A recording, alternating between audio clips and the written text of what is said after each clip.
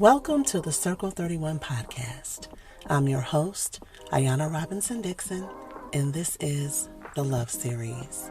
My guest today is Selina Almodovar. She talks about how to revive your marriage after a storm. She talks about what's important before you get married. How do you ensure that your marriage remains healthy? So many great points that were discussed on this episode. And here is my conversation with Selina Almodovar. Okay, so my name is Selina Almodovar, and I have been a Christian relationship author and coach for about 10 years. I've also been married for 10 years, and I am joining you today from Ohio, from Cleveland, Ohio, in the United States. And my husband and I are going to be celebrating 10 years this May in Oh, 2023. wonderful. Selina, welcome to the Circle 31 podcast. We're so happy Thank you. to have you a part of the Love Series. Thank you so much for having me. I'm so excited to be here to celebrate you guys and your love in this new series. This is so exciting. Thank you so much. Now, I really want our listeners to get full advantage of what God has, shared with you through your life, revelation, the wisdom He's given you. I want us to talk about marriage, of course. Yes. And I would like you to speak specifically to couples that might be listening right now, or even just maybe a husband or wife that's listening to us. And they may feel at this point in their marriage, they've reached a plateau in their marriage, like things are kind of like humdrum, nothing too exciting, just kind of blah, maybe Yeah. it's falling flat. And someone listening feels like there needs to be a spark again. They want to resuscitate their marriage. They want the romance back. How does a married couple who has lost their spark, how do they renew it? You know, in thinking about that question, you automatically assume that you have to do something, oh, you go on dates, or oh, you need to try out this new thing, or oh, you need to make love more. But at the end of the day, when I think about this, where these people are, it reminds me of a time when my husband and I reached a plateau, and it was right before the 2020 lockdown that everybody Mm, felt. So I'm sure hopefully some listeners can understand. But before the lockdown, my husband was overworked. We had just bought a house, so he was trying to renovate the house. I had two children, the ages 2 and 3 years old. Physically, I was going through some post pregnancy ailments, and we were just in this storm of a season. And we just were not connecting. We weren't connecting at mhm, all. And it took the lockdown for us to really settle, to really mhm. look at each other and to really start over and reconnect again. And so to answer this question, um, I don't think you have to do anything more than you need to have a period of rest. Because I Oh, think when husbands and wives are going through something and they reach that plateau, it's because there's so much dust around them that they lose there's a disconnect. And so what they have to do to allow the dust to settle is they have to fall into this period of rest within each other. Okay. And mhm. what do I mean by that? You have to remove some things off your schedule. You have to make a little more time for yourselves just to be yourselves. Because what ends up happening is that when that dust starts to settle, you start to see things a little more clearly. Okay. And Yeah. when you see things clearly, you start to understand this is where the disconnect happened. This is why the disconnect happened. This is how we reach this plateau. And then you have the mental rest and clarity to then say, okay, this is what we need to focus on to get out of this rut. You know what I mean? Whether that's Yeah. your intimacy, whether that's your sex life, whether that's your dates, whether that's your finances, whether that's the relationships around you that have been affecting you, Mhm. you'll understand by being in a season of rest. You'll then understand, like, this is the cause of it, and this is what we both need to now take action in. So my Ooh. recommendation is let that dust settle as husband and wife, and then you'll be able to move forward. Selena, you came out the gate shooting 3 pointers Yeah. already. Yes. That is Yes. awesome. I love that idea of, you know, how you started when you answered the question. We're starting to answer the question. You said it's not necessarily doing something, but that is so Yes. true that we, you know, just when life is happening and as husband and wife, you are many of us, you know, fighting battle after battle. And when you finish that battle, Yes. the next one's coming and just life is just happening. Life is lifing, you know? And it's Yes. like the rest gives you an opportunity to recharge Yes. and see each other again. That is Yes. that is really good, Selena. Oh my goodness. Now I know we have many different people listening in different Hmm. situations. We have singles, we have, you know, people who've probably been married for a while. Everyone's listening. I would like you to speak to those who are preparing to get married. Hmm. Perhaps they're engaged or they're in a serious Christ-centered relationship, looking to get married, seeking God for marriage. Hmm. Are there any tips or any words of wisdom that you would give those engaged couples or those couples who are maybe approaching being engaged? Would you give any tips you would have for them to prepare for marriage? Yes. So it's interesting because I came from a family who got divorced early. My parents divorced when they were 8, when I was 8. And so I lived in this divorce mindset my whole life. Mm-hmm. My husband came from a family where they were married until the spouse died, until my mother-in-law passed. And so he's like, marriage, what's the problem? It should be easy. I'm like, no, marriage is no, that's scary. What are you talking about? And so what we did in our dating season is we studied marriage. We tried to study marriage as much as possible to remove the fear. I had to be so overly confident in marriage that I would no longer be afraid of it. And so when Mm, it came to our engagement season, we knew that we knew everything we could know as single people when it came to marriage, that the only thing that was left for us to do was to apply what we learned. And so that's how we knew we had confidence to become engaged. But that didn't mean that we were still ready to be married. And so we mm, went to counseling.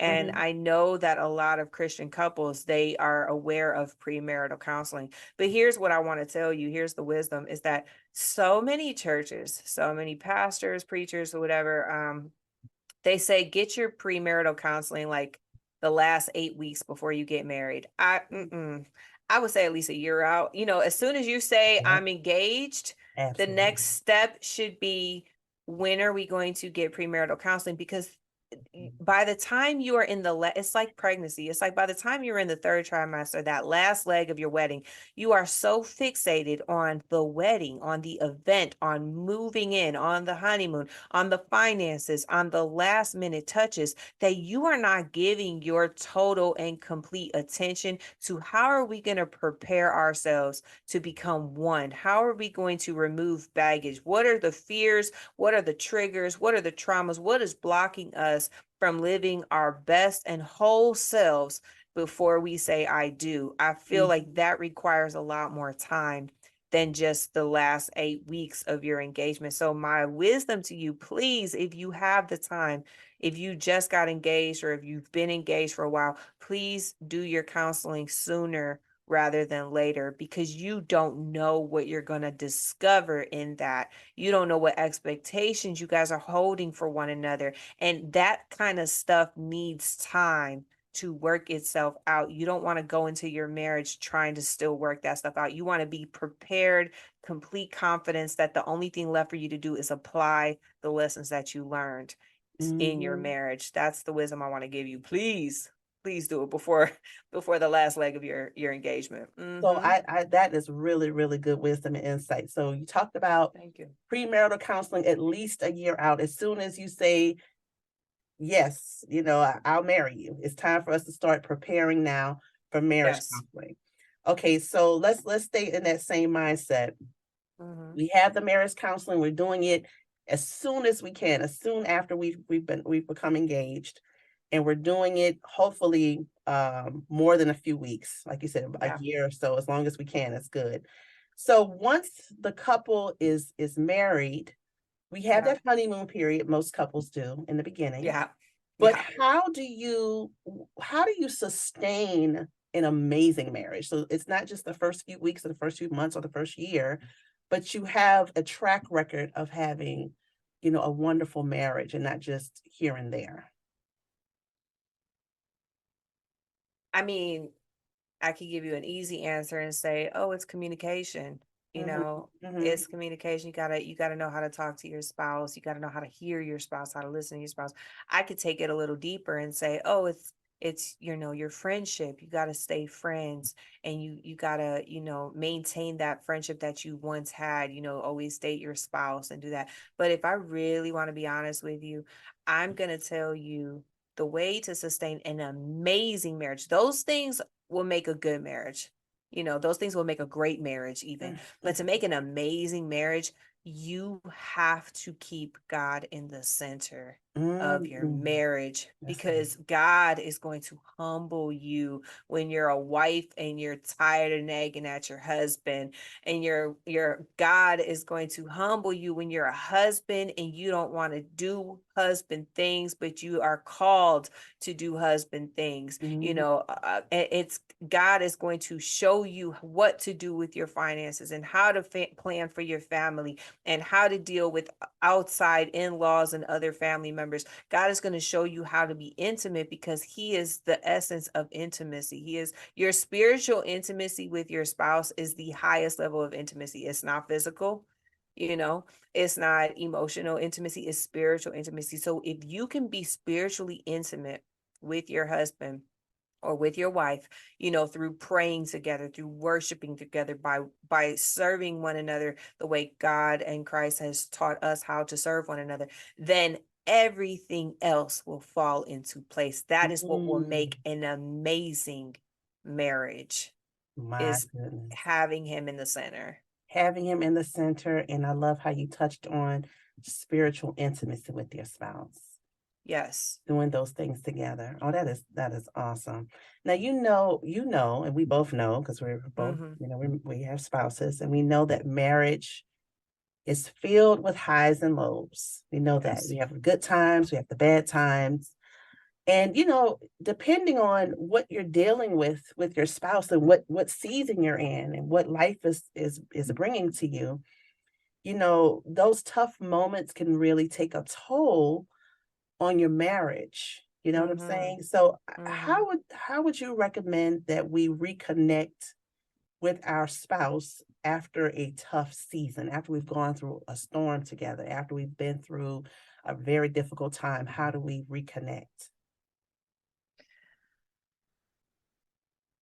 I've been married almost 10 years, and we've gone through a lot. We've Mm, gone through a lot.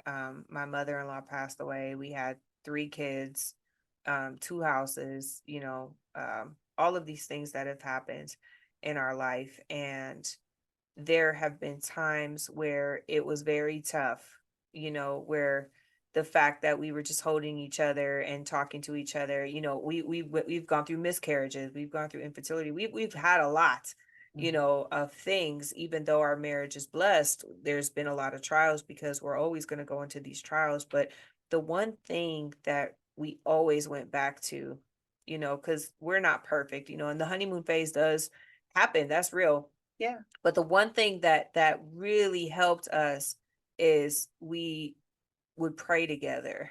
Mm, And mm, when we were in our honeymoon stage, when we first got married, we were very excited. So we prayed every single day, 5 in the morning, and devotional worship. We had a whole routine. It was like church every day for us.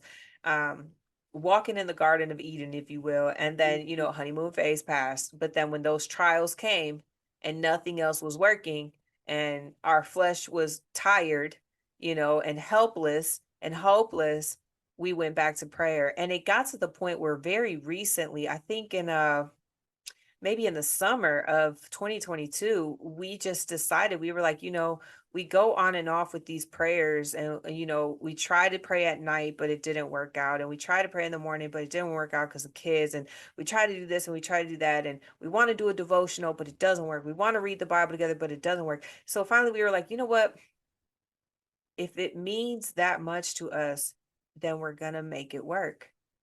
If it's that important to us, then it's going to work.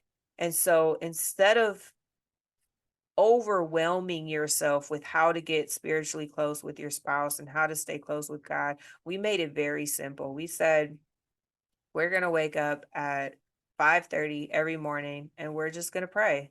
Hmm. And that's it. It's going to start in the bedroom and we're going to pray. And we're not going to do a Bible devotional. We're not going to read the Bible. We're not going to worship. We're not going to do anything else but pray. That's just what we're going to start there. And we're going to start at 10 minutes. We're going to start at 10 minutes because he has to go. He has to get ready for work in the morning. You know, I'm getting ready for the kids. So we're just going to start at 10 minutes a day. We're just going to pray. And we started small because we had to build that spiritual muscle up in each other, Hmm. because life changes and seasons happen. And when those things happen, you can't count on what you used to do. You can't count on who your Oh, husband used to be or who your right. wife used to be, because those traumatic situations will change you. They will change your life. They will change your person. They will change everything about you. And so you have to start over. You have to start over from scratch. But if God is in it, then he will produce fruit. Selena, I'm sorry. You have to go back and explain what you just said. You said that we cannot depend on who our spouse used to be. Yes, You have to dive yes. into that. Go ahead. Okay, I'll explain it in a story, if you will. I am a woman, and I had my first child in 2016. And lo and behold, Selena, who used to be called Rivera, then changed into Selena, who is now Almodovar. And then she became Selena Almodovar, a mom. And all three of those women are completely different, with different needs, different thoughts, different fears, different adjustments, different beliefs, different dreams, different motivations. All three of those women are completely different. And so as you evolve, as you get older and as your marriage grows and as people come and go into your life, you are going to continuously evolve. Your dreams are going to evolve. Your passions are going to change. Your attitude is going to change. Hormones, can I talk about hormones for a second? Hmm. Yep. In both male and female, those things are going to change. Old age is going to change. Your job is going to, everything around you will change. It would be foolish of us to assume that we will remain the same. The only thing Mhm. that remains the same in this life is God. And That's right. that's why we need him. We need that stability in our life. And so, yeah, you're going to have your husband and your wife, and they're not going to be the same. And so you need Mhm. to start over That's by relearning who they are in this particular season, by understanding how to love them, by falling in love with them all over again, because they're not the person you once married. Okay. that's You're so going to good. you're going to have to learn how to love them all over again in a new setting, and God's going to help you through that. And that's why you need to tap into that. That's why you need to do something and make prayer a priority and make that time with God a priority, because he will grow it. He will do something with that. So we started every day 10 minutes. I think now we're at an hour every single day, and we crave it. We wake up Hmm. in the morning and we're like, no, we got to pray. Like, no, no, this just happened. We got to pray about this. And, it's become something that has now helped us read the Bible together. And it has now helped us find, a stable church to now attend for our children. It has now helped us open doors to step in faith and to fast with confidence and to do things that are just breaking strongholds left and right. And so if you're going through a time in your life, God knows what to do. You just have to seek him together to get that. That's good. He has the plan already.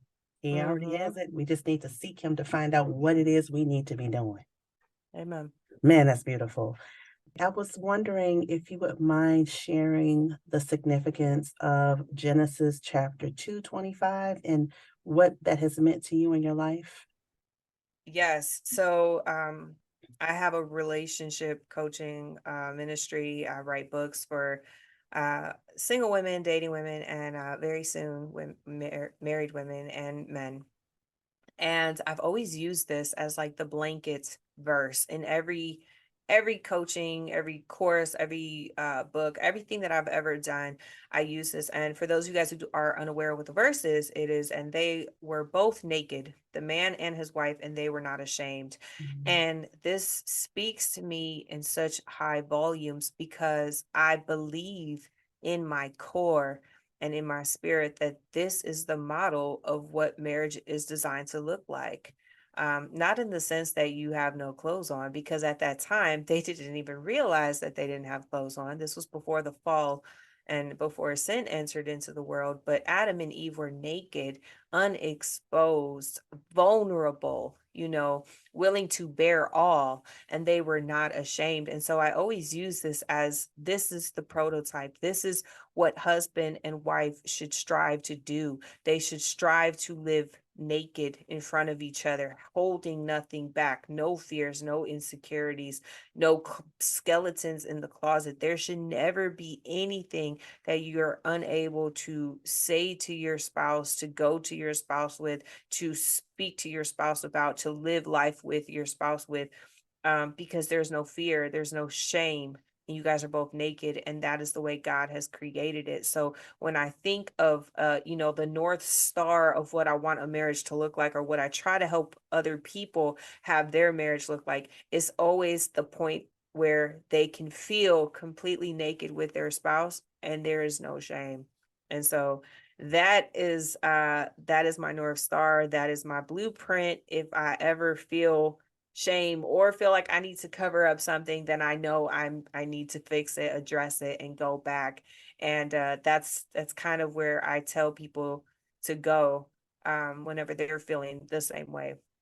God never created you to feel like you had to cover yourself from your spouse, or you have to feel shame from your spouse. And if you feel that way, then you need to address it. And if you're dating somebody and you feel that way, then you need to take a real hard look at yourself and ask God, like, is this a person or That's is there good. someone else? That's You good. know? That's really Mhm. good, Selena. Selena, do you have any last words, final words of wisdom that you'd like to leave the audience with? I just want to say that marriage is hard for everybody. Being a Christian makes it harder because we are living against the world, and you are not alone in it. And there are people out there who can support you and who could guide you and who could help you do it God's way. Because no matter what the world tells us, the world is always going to change. The trends are always going to change. The expectations are always going to change, but God is always constant. And so as long as we are continuing to strive to be in a community that supports that truth, then you will always have hope to rely on in your marriage, to grow it and to build it into what God is calling it to be. So stay up and stay blessed. And thank you again, Ayan, for having me. Selena, thank you so much for everything you shared. I'd love for our listeners to be able to find you on social media, online. Where can they go to grab up your resources, to follow you, to get in touch with you? Yeah, so everything is Selina Almodovar, and I know that's a crazy last name. Maybe it'll be in the description to have it there, but usually I like to hang out on YouTube and Mhm. Instagram, and you see a lot of me now when it comes to relationships, but uh, very soon in this year, you will also be seeing a lot more of my husband and us talking about the topics of marriage. So stay tuned for that as well. Selena, thank you so much for sharing what God has given you. You are a force to be reckoned with. You are a blessing. And Thank this you. has been a rich discussion. And I'm so thankful that God connected us and allowed you to be a guest today on the Circle 31 podcast for our Love series. Thank you so much for joining us today. Thank you. Thank you for having me so much. So blessed. That concludes today's episode of the Love series. We hope that you were encouraged and inspired. Visit our website at circle31internationalwomen's ministry.org to sign up to receive podcast updates. And as a thank you for signing up, you will receive the 28-day Love Series devotional guide. Check out our YouTube channel for the Love Series playlist It's a collection of our guests' favorite songs. You can find us on YouTube at Circle 31 Women's MIN. That's Circle 31 WOMENS MIN. Charm is deceitful and beauty is vain, but a woman who fears the Lord, she shall be praised. Thank you for joining us today.